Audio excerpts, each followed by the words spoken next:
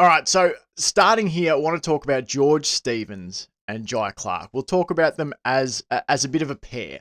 All right, so Stevens ends his day 32 disposals, 15 by foot, 17 by hand, 4 marks, 6 tackles, 6 clearances, and a goal. Now, we look at his disposal efficiency, 71.9%. Pretty good in wet weather footy.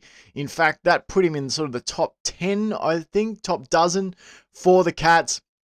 The fourth most contested possessions for Geelong. What other little stats do we have here? 7 inside 50s.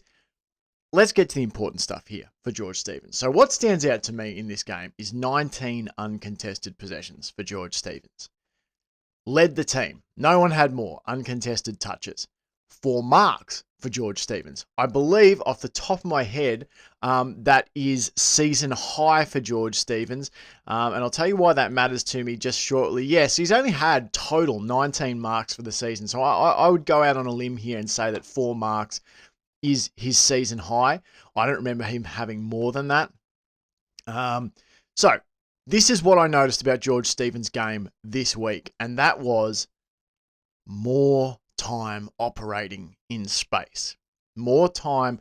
I noticed particularly in the first half, his work rate, there were times where he would take a relieving mark down back, then he'd be involved in a linking hand pass chain up the field. He's spreading to space. I thought it was noticeable in this game how much better George Stevens looks in 2025 as compared to 2024, the latter half. I think he came back for a few games in the latter half of 2023.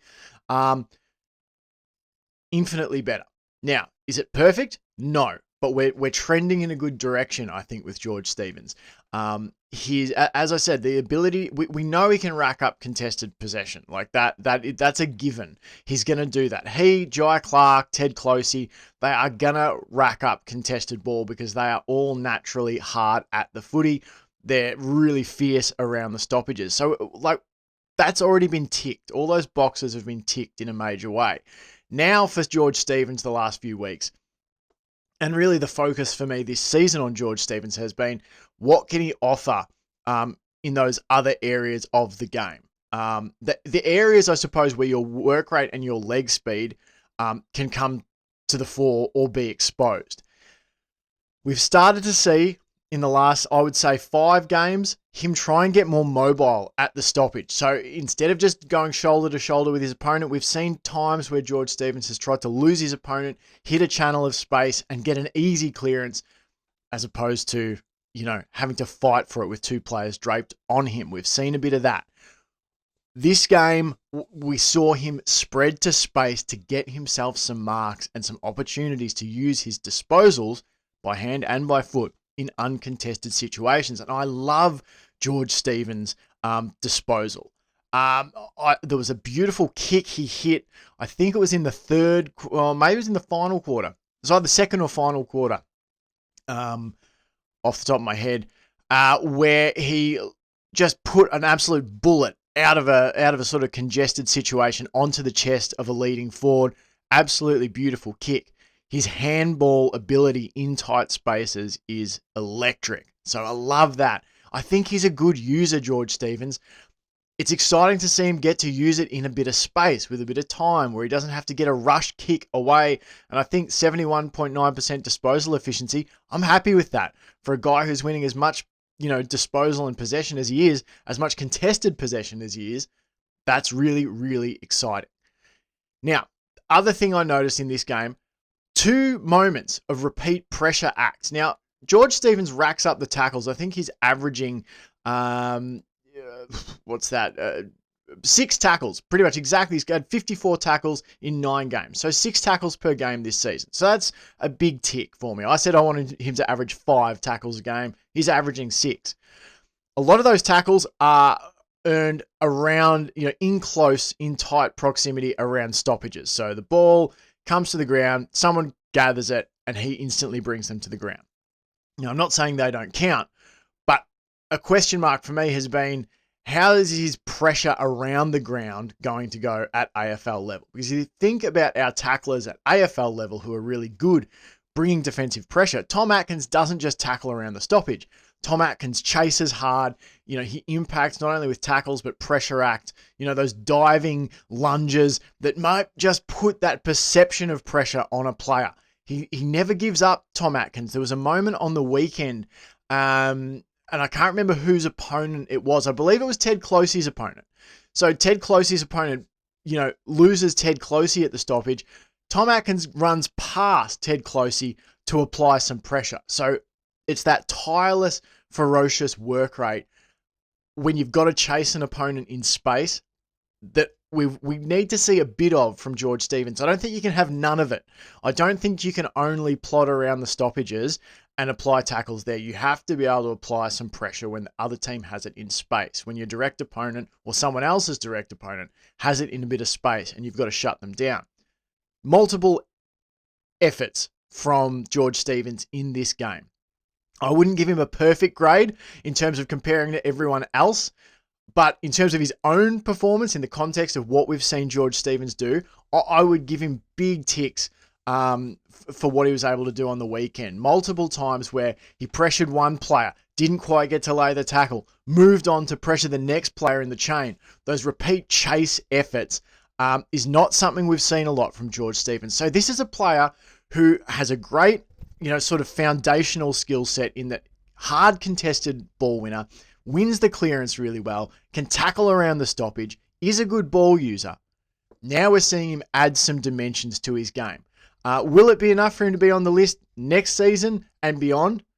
I don't know, but what I will say is I'm liking the way he's progressing. If you're not up to where his stats are this season, 9 games in the VFL, he's averaging 26.8 disposals. He's averaging 6 tackles per game, and he's averaging in excess of 7 clearances per game. So ticking the boxes statistically, and now we're starting to see some things with our eyeballs of how he's getting it done that is improving upon some of his weaknesses. He's still got a ways to go. I do still think he's going to have to work on the leg speed a little bit. I do think he's going to still have to work, on that, even just building that tank. And let's be honest here. It's only his second full season. I think he was on Geelong's list in 2023 from memory. And I could be wrong around that. I can't remember if he was drafted in 2023 or prior to the 2024 season. Can't remember.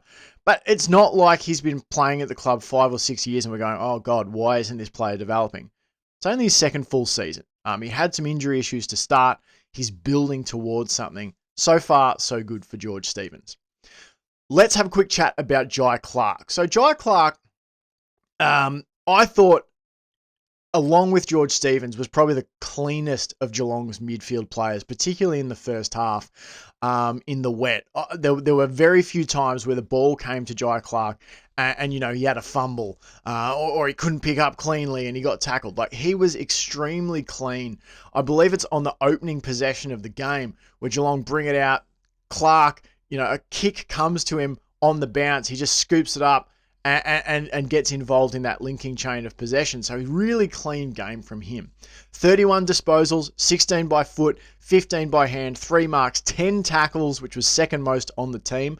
VFL listed player Doyle Madigan laid a whopping 14 tackles. Very good game for Doyle Madigan.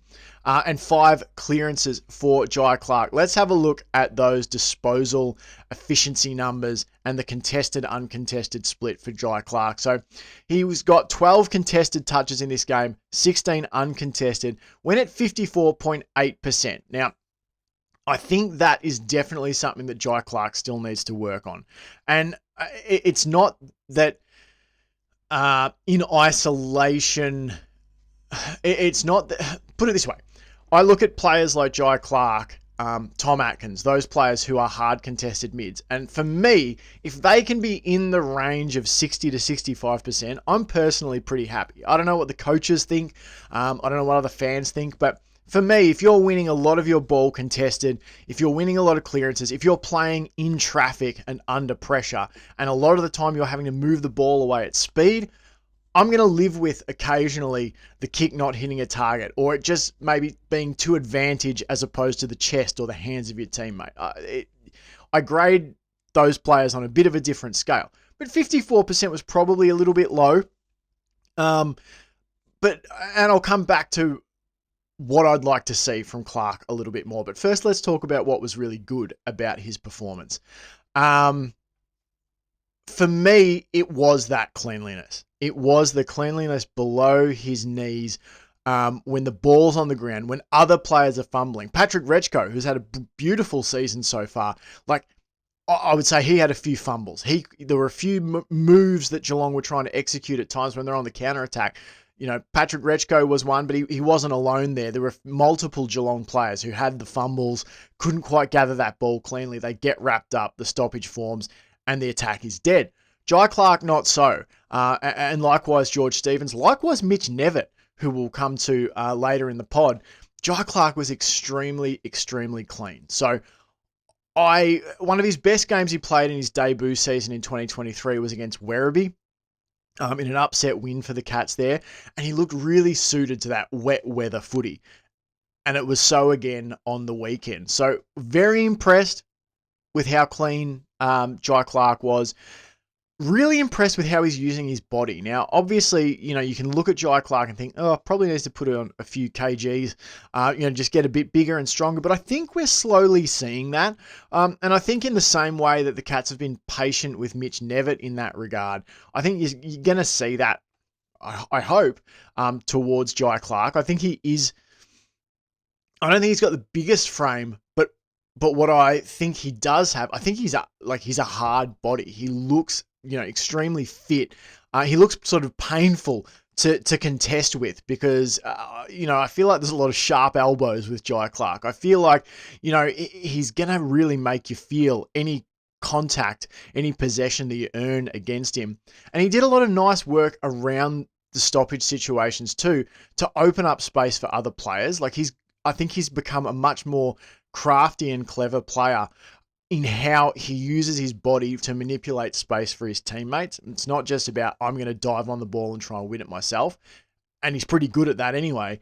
It's also, how can I direct my opponent away or someone else's opponent away with my body with a little subtle, hip and shoulder. And that opens space for a George Stevens or a Mitch Nevitt. I was really impressed with that from Jhye Clark. I think it's a massive area of improvement for him as he's gotten more experience playing footy at a higher level. The tackling and chasing stuff is really super from Jhye Clark. I think, George Stevens just needs to bring maybe 25% of that chase and effort that Jhye Clark offers. And that would be a big tick for me. Yeah, Clark is tireless. He is ferocious. It might be a lazy comparison, but sometimes the lazy comparison is made because it's also accurate. There is a lot of Tom Atkins about Jhye Clark. I would be stunned if Jhye Clark isn't, consciously basing some of his game around what Tom Atkins does. He's got a long way to go to become the sort of complete player that Tom Atkins has become. But let's face it, Tom Atkins hasn't always been a complete player for the Cats. That's something that's only really happened in the last maybe 3 or 4 seasons for Atkins. There were multiple campaigns before that where Atkins was sort of an up and down player, where he wasn't as well-rounded and well-balanced. So Clark is working towards that. I've made comment in the last couple of weeks that his speed has come to the fore this year. And that has been really impressive. That's not something I necessarily would have pinned him as having as, really sort of like line-breaking leg speed. Last few weeks, we've seen it. His ability to hit congestion and escape with the ball and leave opponents in his wake has been really impressive. And it's sort of made me think about maybe what he can do and offer on the field as being a little bit different. He needs to work on his kicking. That is a massive issue. I would guess that he's at 54, point whatever percent disposal efficiency, because I reckon his kicking efficiency was pretty low. There's a lot of times, and Patrick Rechko is another one, where, if you're in traffic and you bomb it long, fine. But there's probably a few times where he should go to his hands more often. Jhye Clark's got great hands, along with Stevens. They're so quick in congestion. Just a simple hand pass out. And then there's some other times where maybe it's just like hit a shorter target. Maybe don't bomb that one long, down the line, particularly if you've got time. Maybe instead of doing that, change the angle.